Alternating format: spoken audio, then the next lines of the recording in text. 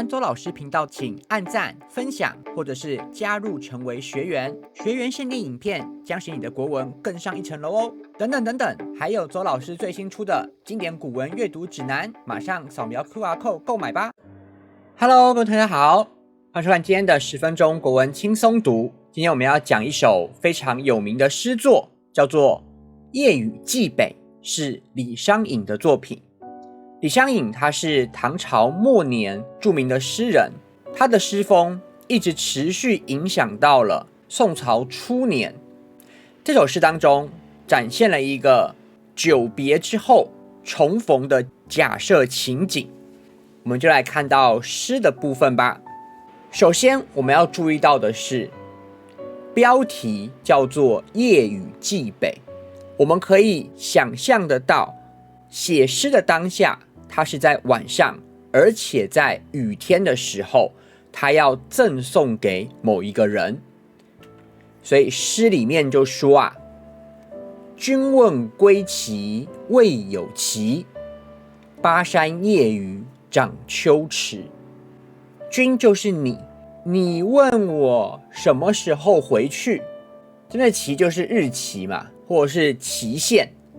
未有期就是我回答你说不知道什么时候回去。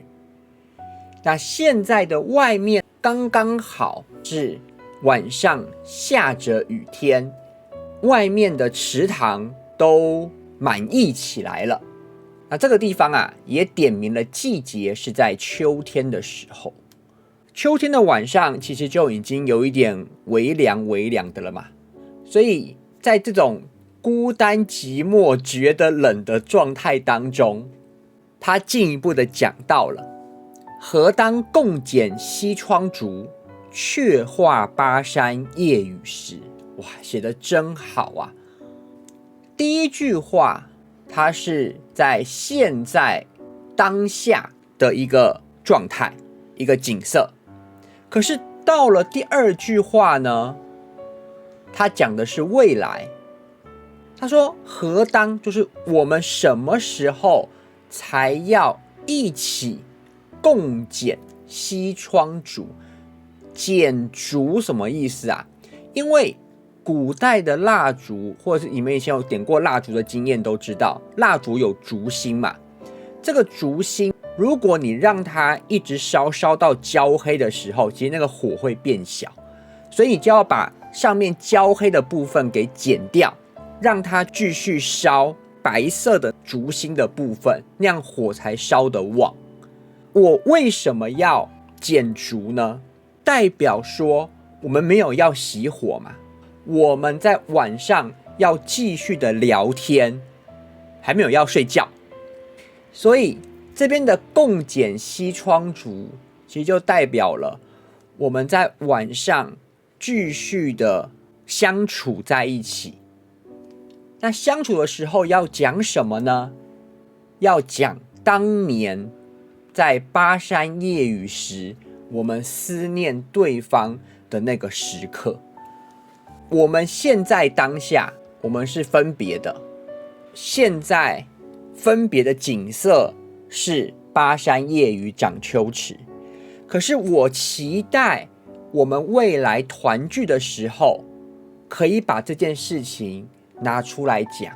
那拿出来讲就代表说事情已经过去了嘛，已经不必在意当初分别的时刻了。既然我们现在已经相聚了，当初的那一些分别都会变成未来相聚时候的回忆。就是因为这些分别，让我们未来相聚的时候，它是更弥足珍贵的。非常巧妙的运用了这种时间的手法，让短短4句话当中，我们就从现在想到未来，可是这个未来的事情呢，又连接到了现在。